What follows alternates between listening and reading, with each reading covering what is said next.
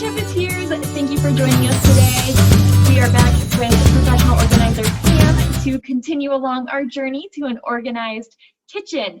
And today we are going to be talking about kitchen organization, but not necessarily in the kitchen. So we are going to be talking about how to store those excess items that you don't want taking up space in your fabulous kitchen. So whenever we are looking at items in our kitchen and then which items maybe we could store outside of our kitchen, how do we determine which items should be excess out of the kitchen storage? And do you have any examples of commonly excess items? Yes, certainly the things that you only use a couple times a year, like big roasting pans or big platters or tiered serving that you would use for a party. Those are the things that can go into a closet or they can go safely into the garage. One of the things, of course, is so that you don't have to, but you got to decide if you want to go ahead and put them in plastic, like a plastic bag, so you wouldn't have to wash them. But at the same time, people say, well, it's been out there, even if it's been covered, I'm going to wash that thing.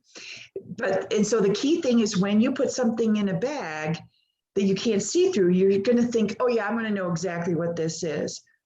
But don't do that to yourself. Go ahead and be kind and take a scrap piece of paper or notebook or a note card and write what is in there. So it'd be like, 2-tiered serving dish. And then use tape and put that right on that bag and put it in the corner of the garage. Or another thing would be look around your closets, any closets you have. These are the kind of things you could put in the bottom. And if the closet is deep, do yourself a favor and get boxes, cardboard boxes, but they're just maybe this deep or this deep, because that's what they store the cans of food in. So that can be like a tray. So you put your item in that, and then you can slide it in and out of the bottom of a closet more easily. Wonderful. And it's a really good idea to label, especially when you're only using them once or twice a year, because once every 6 months, you're going to go out to wherever your excess storage location is. And if all you see is bags, you're maybe not even going to want to go through them to find that serving dish. Yes, and people who are very visual, go ahead and snap a picture of it and then print out the picture and put the picture on the bag. That makes it even more fun. It depends if you are able to print on your own printer or if you're near a place that easily can get you prints. That can be another fun way, especially if you have a lot of things. People like, oh, I don't want to have to write all this. And also, if you're working with other people and you want to send them somewhere to find it, it's pretty cool to have a picture of the item. And then they're going to bring you the correct thing back. Yes, absolutely. Sometimes, yes, there are 8 different types of serving dishes. So being able to see it instead of just writing, rectangular versus circular, but actually seeing exactly what it is could be very helpful. Yes. Now, other things that I see that we do not have to keep in the kitchen are things like napkins, extra napkins, and paper towels. So again, those can be safely stored out in the heat or the cold.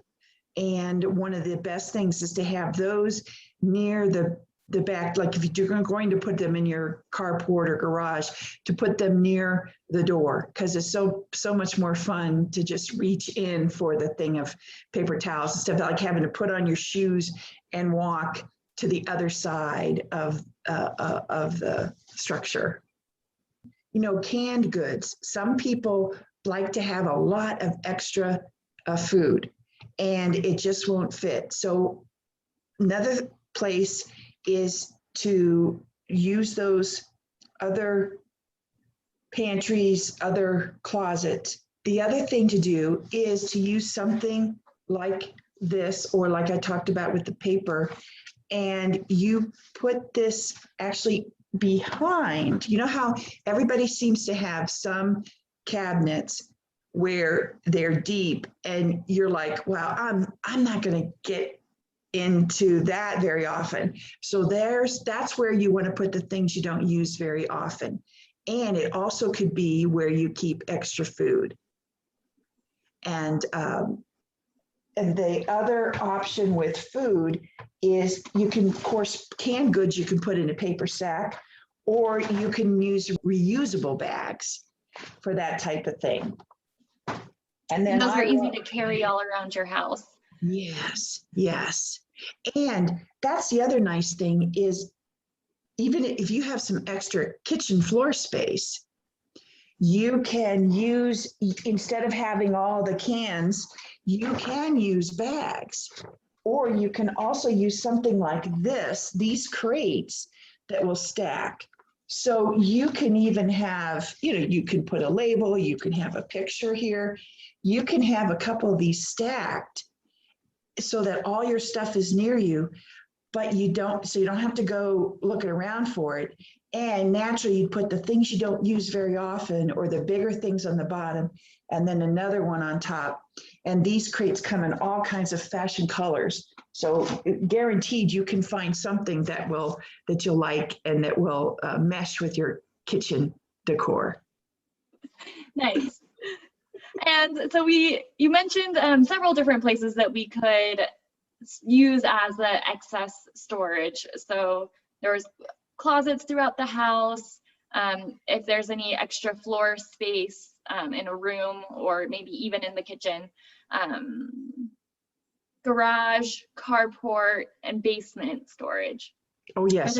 Yes, there is one other thing I want to mention, which is under the bed.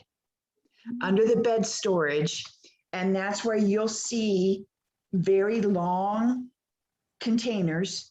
And I always love the clear plastic if you can get it, because it's great to see the colors of what's in there and less labeling. And so people who really have a space challenge, you can put things under the bed. And now in feng shui, which is the art of placing things, they believe that there should be nothing under the bed, because when you're resting, you want no other energy, just you and sleeping and reading and doing private things in your bedroom. But this is America, and we like to have our stuff. And if we don't have the money to buy a bigger home, under the bed can be really cool storage. So the important thing is to measure under your bed before you go shopping. And the other thing is, even if you don't want to have to, the cool thing about the big plastic thing is they're usually very long. So you run that under the bed and you've got a lot of stuff in there. The other option, of course, is to use the smaller cardboard, but those are so small that you would be going all around your bed figuring out, okay, where are those extra green beans, versus just being able to pull out the one big tub. And usually you can get 2 or 3, depending on how big your bed is, you could get 2 or 3 of those under the bed. So that is another place that we hadn't talked about yet, which is under the beds. Nice. And you can really fill that full of heavy stuff if you need to, because you aren't picking it up and pulling it off of a shelf or anything. You're just sliding it on the floor. It can get fairly heavy and you can still move it safely. So since we've talked about which items we might want to store out of the kitchen and some locations, now let's talk about whenever we are organizing those areas, how should we group items together? Oh, yes. So as you know, like with like is a principle in organizing. So in the kitchen, what that would mean would be either like vegetables, green beans and peas and cans together. Or the other thing is what you're going to prepare together. So that would be things like, well, you'd have the spaghetti near the spaghetti sauce. And in my kitchen, we love pumpkin pie for the holidays. So I keep the pumpkin pie in the mix and the evaporated milk and the Crisco and even the containers for the pumpkin pie all together. So it's all in one place. So that's an example, would be do it by category of type of food or by the recipes, how you're going to use it. And then with serving dishes and kind of party supplies, we could maybe organize them by holidays too. And if, you know, it's July right now, we could have our July 4th at the top of the pile, and then maybe Thanksgiving and Christmas further down the pile, because we're not going to need those soon. Exactly. Yes. And if you have the ability to rotate, that would be really great. So then after July 4th, that goes to the bottom and Thanksgiving comes up to the top. Yes, we talked about using greeting cards. You know, you get these beautiful greeting cards, but do you want to save all of them? And so we were discovering, oh yes, why not put that, tape that onto the box? And you're like, okay, you know, there's Santa, so this is Christmas. And, you know, if you have Easter things, you got the Easter bunny. So yes, using the cards and the love that people have sent to you. And it's a way of keeping alive and not just being in a box with other cards, but being out there, being used in your environment, and you're reminded of that person. And it's all about love, and food is love. So I really see how they come together beautifully. So sometimes for people who really love to bake, there are very specific trays and tools for specific desserts or baked goods that you're making. And so those can be good things to store outside of the kitchen.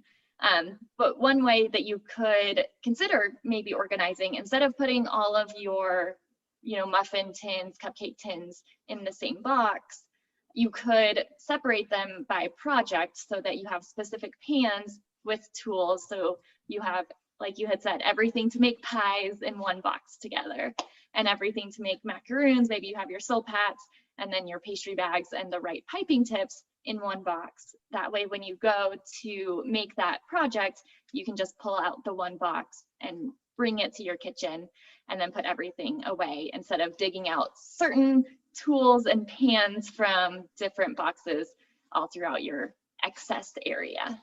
Mm. Any additional tips to keeping these overflow areas user-friendly and easily accessible? Well, yes, as you reach for these things you don't use very often, notice if there are some things there that for the last year or two you haven't used at all. And then ask yourself, do I still want to take care of this, or am I ready to sell it or give it away so that it can go into someone else's home? And then that keeps giving you more space for the items that you like and that make your cooking and baking pleasant. Awesome. Thank you so much for your time today and for all of these great ideas on how to keep our kitchen stuff organized, even if it's not in the kitchen. Thank you, Chefeteers, for watching, and we will see you again soon.